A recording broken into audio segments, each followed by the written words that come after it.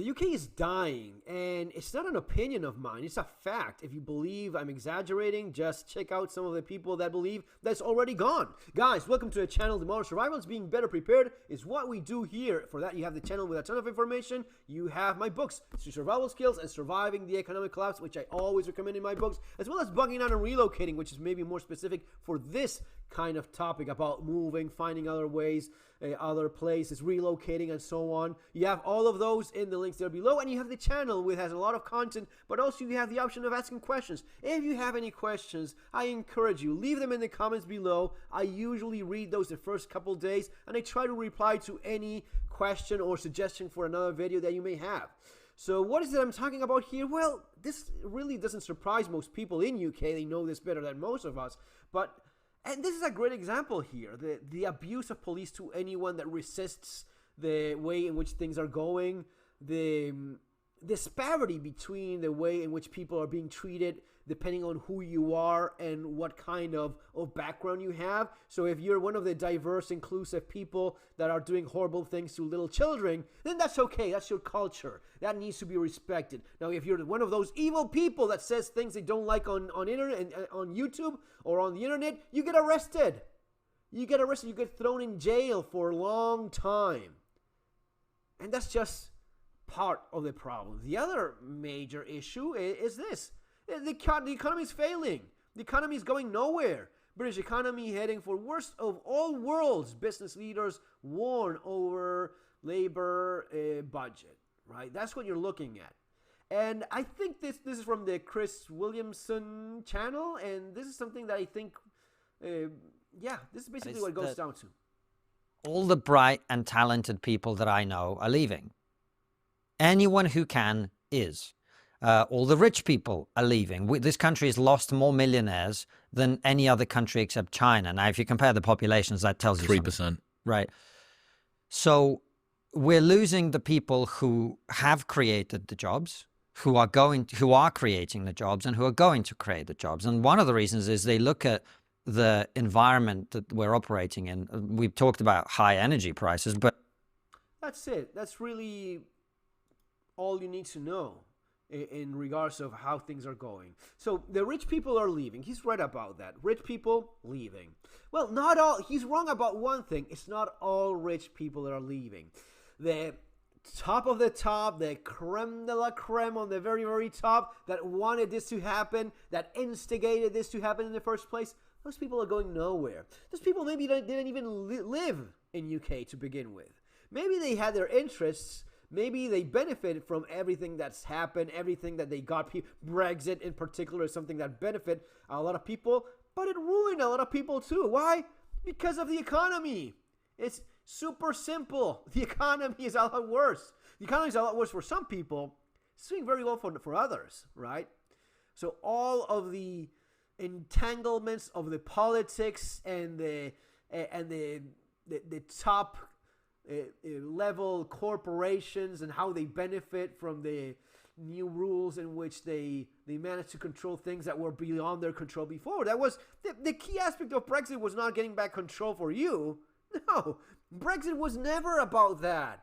Brexit was never about the fisherman and the farmer and all that bullshit. It was about them getting the control to do whatever the hell they want, them getting the control to just, decide for them. We're going to decide for ourselves. They were talking about them, not you. They are the ones that are going to decide how much they spend on one thing or on the other, how much garbage they throw into your waters that you drink. Not them. They don't even drink that poison. They don't even drink that crap. They don't even live there most of the time, right? They go to nice sunny places and other parts where it's just better suited for them, and just visit every once in a while. But the economy is tanking. The economy is terrible for everyone else, not for them. They are the ones that, if they have any problem, they quickly fix it. You charge whatever you want for transportation, for services. You get all of the nice, juicy contracts with the current administration or the previous one. It's all the same thing. They're making bank. They're making shit tons of money. You're the one that's getting screwed. You're the one that's being punished. And that's why people that have the resources leave. People that have the brains leave. people that have the courage, the youth, the spirit of adventure, whatever you want to call it, but they say, you know what? You keep this shit. You're stealing my money. You're stealing my culture. You're destroying my country. I obviously can't do a damn thing about it. So, bye. I'm gone. And you know what? I'm talking about this having gone through this myself. I'm not your average YouTuber clown that talks about, no, I've gone through this. This is what I did. This is what I've been writing about. This is what I ended up doing because I was in your place. I was in your same shoes. Things were going a certain way. It was not changing. It had been going like that for decades at some point. And you realize this is not going to get any better. I had to make that decision. And it's not easy. It never is. I'm telling you, again, I'm telling you about things I've done. It's not easy. It always hurts. No matter how much of a shit show your country becomes, it's always your home. It's always a place where you come from. And there's never going to be any place quite like it. So you're always going to miss your country if you leave. But regret it? No. No, because you know how things are. So when you put in when you balance things, when you put on a scale the pros and cons, the good and bad, you realize that things have gone so bad. At least in my case, it was what? It was what? Well, collapsed economy. You know, the stuff I've written about over the years and talked about so much. The collapsed economy, the economy going nowhere, the obscene corruption, the extremely dangerous crime, which I guess are many things that people now in UK are going through as well. Unfortunately so. For those of us that have gone through these things, we never look at it, now it's your turn, asshole. Oh, this is happening in UK, screw you guys. No.